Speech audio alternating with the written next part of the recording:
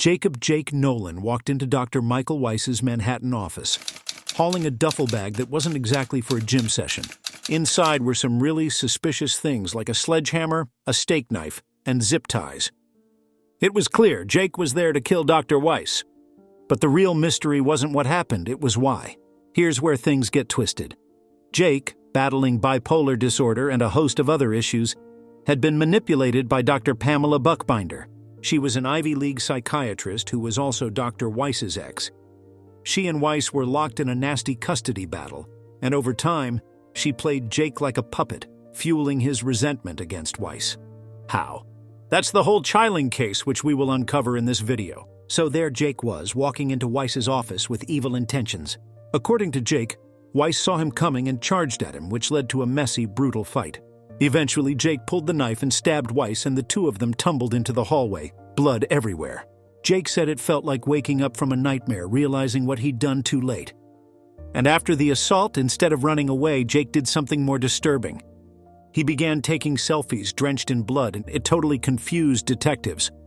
After this, he was arrested for attempted murder and shackled to a hospital bed as he healed from his wounds. But Jake's defense? He claimed he was brainwashed, manipulated into the act by none other than Dr. Buckbinder. He said he wasn't in control of his actions, though others argued he could have stopped himself. As for Buckbinder, she denied it all, insisting Jake acted on his own. But how much of it was right and how much was wrong? How much of what Jake did was actually his choice, or if he was just a pawn in someone else's twisted game? To his defense, Jake makes this wild, creepy story about why he did what he did. Jake says that Pamela had really masterminded it, putting him into such conditioning that he finally did it for her. His parents, Debbie and Jim Nolan, were utterly crushed when they discovered that their son was involved. They always viewed Jake as a sweet, smart kid with zero violent tendencies. The Nolans believed that to really get what happened, you have to look back at Jake's early years. He was their youngest, a bright and creative kid who loved building things, and they couldn't have been prouder. But early on, it was clear Jake wasn't like other kids, and he was diagnosed with ADHD at 5. And by 14, his personality started changing a lot. He had a very intense mood swing and deep bouts of depression, which worsened as he grew older. In high school, Jake had a shining moment when he co-created an iPhone study app called Flash Me that even got some media buzz. But despite that success, his mental health went downhill. He withdrew and lost motivation. His parents remember having to bribe him just to get out of bed and go to school, because he often felt overwhelmed by his own thoughts. The depression deepened, and by 17, Jake was in such a dark place that he threatened to end his life, even grabbing a butcher knife and telling his parents he was going to kill himself. Terrified, they had him hospitalized for his mental health problems. Now his parents are left grappling with how their bright, once promising son ended up being so susceptible to manipulation. Jake had a tough time. He ended up in the hospital, and doctors diagnosed him with bipolar disorder, a condition where your moods swing from super high to really low. Dr. Sasha Barty, the psychiatrist who evaluated him, noted that Jake would go through some really dark times, but at other times he'd get super high, feeling invincible, making bad decisions, and thinking too highly of himself. No matter how many meds they tried, he tried 30 different kinds, he just wouldn't get any better. Some meds even did things to his brain chemistry, and nothing seemed to work for him. Then, on top of all this, Jake struggled with substance abuse. He drank, he used legal drugs, and made it hard enough that he barely could go to college classes. That was when Jake's aunt, Dr. Pamela Buckbinder, intervened. She was Debbie, Jake's mother's sister, and she proposed taking him in. Pamela had a plan in which Jake would live part-time with her in Manhattan, go to therapy to sort out his meds, and meanwhile help Pamela care for her young son, Calder. The Nolans trusted Pamela. Perhaps this could stabilize Jake. At first, things seemed to be getting better. Jake was more stable, happier even. However, little did everyone know that things were about to take a turn for the worse. The Nolans now regret sending their son to live with Pamela, calling it the biggest mistake of their lives, describing the whole thing as a nightmare. Jake had moved in with Pamela unaware of what he was going to find himself caught up in. A psychological and physical mess that would tear his life apart. That's when he found that she also had a terrible relationship with Dr. Michael Weiss, another psychiatrist. It was a very toxic and abusive relationship full of allegations on both sides regarding acts of violence. Once she tried to attack him with broken glass and was lucky not to have gone to jail over that one. She was charged for allegedly threatening to harm Michael Weiss. Those charges were dismissed, though. Despite all this drama, they still fought a long, ugly custody battle over their son, Calder. They had a history. They broke up not long after Calder was born. Jake, who had been close to both Pamela and Michael at different points in his life, got dragged into their mess when Pamela asked him to be Calder's godfather. But Jake's mom felt like Pamela was manipulating Jake, making him feel special and needed, but also feeding into his insecurities and making him feel worse about himself. Pamela seemed to offer Jake exactly what he needed: family stability and acceptance, something he'd been craving for a long time. According to Dr. Sasha Barty, Pamela was probably playing into Jake's desire for a happy, secure life. She constantly reassured him, making him feel like he was a vital part of her world. At first, their relationship seemed caring and nurturing. There were moments where she'd share intimate photos of her family in bed, making Jake feel like they were really close. But when Dr. Barty took a closer look at it, things didn't seem so innocent. Dr. Barty called it disturbing, comparing it to an unethical relationship between a patient and a psychiatrist. But Pamela didn't stop there. She flooded Jake with the affectionate messages calling him a lovey and an adoring sweet J, and non-stop praise calls him remarkable and brilliant. To third parties, maybe those were pretty sweet words to say to someone else. But to his family, something seemed creepy and manipulative. Jake maintained there was not even a kiss, let alone romance or any form of carnality. However, his family could not help but think that Pamela was trying to dictate how Jake perceived his place in her life. Pamela also began to pit Jake against her ex, Michael. She would constantly tell him that Michael was neglecting him, and even went as far as to accuse him of being abusive. Pamela even claimed that Michael was not paying child support, and more shockingly, that he was molesting Jake's younger brother, Calder. Jake never saw any signs of abuse, but Pamela's constant insistence started to make him doubt everything. She wore him down with her accusations, and he started to believe them, especially when she'd tell him daily that Michael was a monster. Things took a terrifying turn when Pamela dragged Jake into a chilling plan to murder Michael. Jake remembered Pamela giving him awful suggestions like torturing Michael, injecting him with poison, or even burning him alive in front of a crowd. These ideas horrified Jake, and he could not understand what Pamela really wanted, but he felt himself trapped in her manipulative web.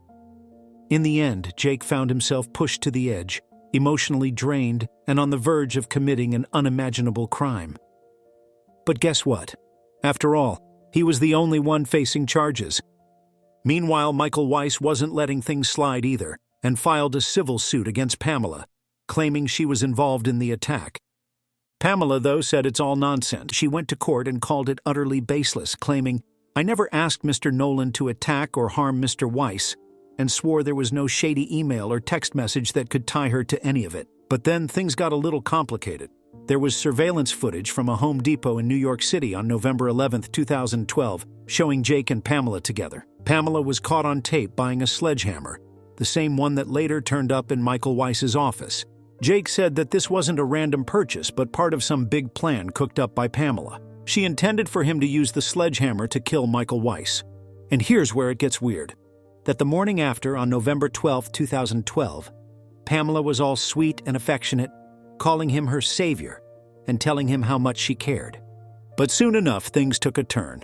Pamela started packing a duffel bag with a sledgehammer, a kitchen knife, and a bunch of other stuff. She was crying as she packed, like she was preparing him for some deadly mission. Then she handed him a hand-drawn map of Michael Weiss's apartment, showing all the different ways to get in. Jake believed this was her way of helping him sneak into Michael's place without being caught.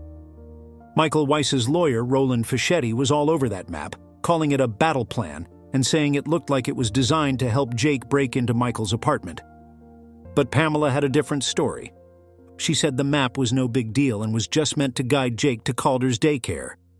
She said the reason Michael's building happened to be listed was because of its proximity to the daycare, and absolutely nothing sinister going on. So now we've got two completely different stories. Jake says Pamela was the mastermind behind it all, while she insists she had nothing to do with it. The sledgehammer and the map definitely make Jake's version seem more credible, but Pamela's defense is that there's no solid proof linking her to any criminal plot. So it's a tangled mess, and the truth is still up in the air. Jake never forgot how Pamela had bid him goodbye that morning. It wasn't just a casual farewell, there was a purpose behind her words. She made it clear what was about to happen, no confusion about it. With a hand-drawn map in his pocket, Jake set off toward Michael's high-rise in Midtown Manhattan. He looked it up closely when he was approaching the building and noticed 2 entrances, so he went through the business one. He signed himself in with his real name by saying that he was going to some tutoring center called Bright Kids, which had been marked on the map. From there, Jake rode the elevator upstairs to the 12th floor. He caught Michael in the middle of a session with a patient, so Jake waited in the stairwell. When the session finally ended, he approached Michael, pretending he needed financial forms for Calder's school. That was Pamela's story, anyway. Jake knew the real reason he was there was to kill time and get ready. He went to the restroom and picked up a sledgehammer and a knife, and then things became chaotic quickly. Jake stepped out of the restroom, prepared to attack. He swung the sledgehammer in the direction of Michael's head, but Michael barely avoided the hit, although he took it in his shoulder. That's when Jake pulled out the knife and the 2 of them got tangled in a brutal struggle. Jake stabbed Michael multiple times, his stomach, back, and chest. But Michael, bearing a big guy, managed to fight back, overpowering Jake and forcing him down. They both stumbled into the hallway, bloodied and beaten, and neighbors rushed to call for help. In the middle of all this, Jake did something that still didn't make sense. He took a selfie, sitting next to Michael, then texted Pamela about what had just happened. But there was no reply, nothing to help him make sense of it all. Later from the hospital, he messaged her again, this time talking about the bloody aftermath. Again, all he got was a short, cold response, leaving him to wonder if she even had any idea what the next move was. Hospital records portrayed Jake as manic after the attack. He believed that Pamela planned to leave him once the job was done. Michael, although seriously hurt, survived after being stitched up. Jake was arrested for attempted murder. 4 days later, he was released on $200,000 bail and returned to Florida to live with his parents while waiting for his trial. Now that Jake looked back at everything, he couldn't get away from what he'd done or what it meant for Calder, whose father he'd nearly killed. There was guilt, certainly, but all of that was mixed up with the confusion and pain of a relationship that had pushed him to this point, leaving behind a mess that couldn't be cleaned up and no clear answers as to what came next. Things quickly took a crazy turn when Pamela Buckbinder became involved in the attack on Michael Weiss. Michael even claimed that Pamela was behind the whole thing. The judge looked at everything and sided with Michael, giving him full custody of their son Calder and banning Pamela from having any contact with him for 5 years. But despite all that, Pamela never faced any criminal charges. The district attorney's office never said anything, and Mike's attorney named Jake Nolan a key problem in this case. Jake had a background of mental disease with drug addiction and alcohol dependence issues for more than 2 decades and was somebody on whom they could not rely as he was pretty unmanageable. His whole lifestyle did not work well as most of the period before this trial was passed inside treatment centers. Things went bottom for Jake in May 2015 when he attempted to take his own life and almost ended up in a coma. Fast forward to March 2016, almost 3.5 years later, and finally Jake's trial in New York started. The prosecution portrayed him as an entitled and rich guy, which was a damaging spin against him. His story was all over the place, making him all the less believable. First, he said Michael stabbed him. He told that to the first responders. Then he said he never even touched the sledgehammer, that it was too heavy for him. Later, he tried to say that Michael pulled the sledgehammer out of his bag and attacked him, which didn't make any sense at all since Michael had no idea about the weapon beforehand. These changing stories made it hard to take Jake seriously, and that really hurt his position in the whole mess. Jake Nolan swore to everyone he attacked Michael Weiss because he was trying to save Calder. But during the trial, the prosecutors threw a new theory into the mix.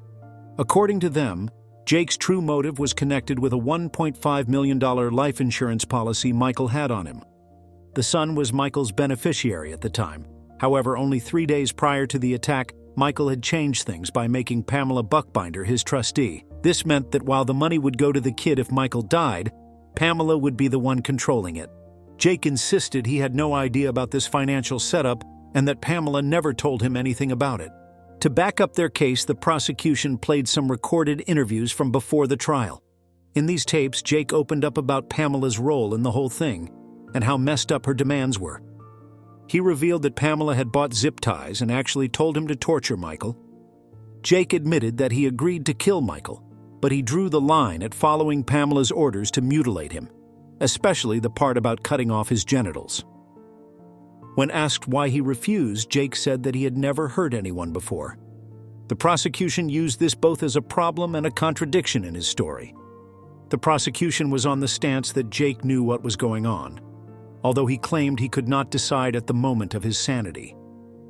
His words, "The deal was to kill Michael Weiss, not torture him," showed he understood what was happening at the time. His defense attorney, Stephen Brownstein, contended that Jake could not form intent because Pamela had manipulated him so much. According to the psychiatrist testifying for the defense, Dr. Sasha Barty, Pamela had manipulated Jake like a cult leader would control followers. She said that Pamela twisted the mind of Jake and made him do what she wanted. The defense portrayed Jake as a victim of Pamela's mind control, so much so that he could not think or do anything on his own. Ultimately, the trial left the audience with a confusing tale of guilt, manipulation, and confusion. Jake Nolan never spoke up during his trial, and throughout the whole trial, the one person very significant to the case did not appear, Pamela Buckbinder. She was not called by either side to testify. Fast forward to March 2016 after a 2-week trial, and the jury barely took an hour to decide. Jake was found guilty of attempted murder. 3 months later, the judge slammed him with a sentence of 9.5 years, calling the attack one of extreme brutality. Jake's reaction? He was totally crushed, feeling like he'd just lost all hope. As for Michael Weiss, the guy Jake was supposed to kill, he was still deeply shaken by everything that went down. Jake did own up to his role, but he also hinted that Pamela Buckbinder wasn't exactly innocent in all this. She was under more and more scrutiny as the trial went on. Things escalated when reporter Peter Van Sant questioned Buckbinder why she bought a sledgehammer, which wasn't a small part of the murder scheme. Although she sort of dodged questions during the trial, Buckbinder kept lying that she hadn't done anything wrong. Finally, in October 2017, almost 5 years after the attack, Pamela was also arrested from a friend's house near Syracuse, New York. She was charged with second-degree attempted murder and first-degree attempted assault for allegedly being the mastermind of the plot to have Jake Nolan kill Michael, her ex and father of her child. Michael's lawyer was not surprised at all by her arrest, since prosecutors had already hinted she had a big hand in this mess. On the other hand, Buckbinder's defense team was not having it. They argued that the video of her buying the sledgehammer did not amount to much, and attempted to paint her as a sensible psychiatrist who would never be involved in some wild murder plan. As the case unfolded, people kept debating just how deep her involvement really went. Things went ballistic when her attorneys tried to gain her bail before 2 judges in a bond offered the total amount of $1.5 million, an amount her family promised to pay off. This, of course, happened right after discovering that her house had her passport, her birth certificate, as well as that of her young child's soon-to-be old passport. "She's complied at all stages, never considered leaving," her defense attorneys said. They insisted that Jake Nolan was the culprit, and that's where the case ended. Lawyers for Buckbinder raised a note they say Nolan penned to his mother, Debbie, 3 days after the attack in 2012 from his hospital bed. In it, Nolan claimed that Pamela had nothing to do with it and that he acted on his own. But here's the catch.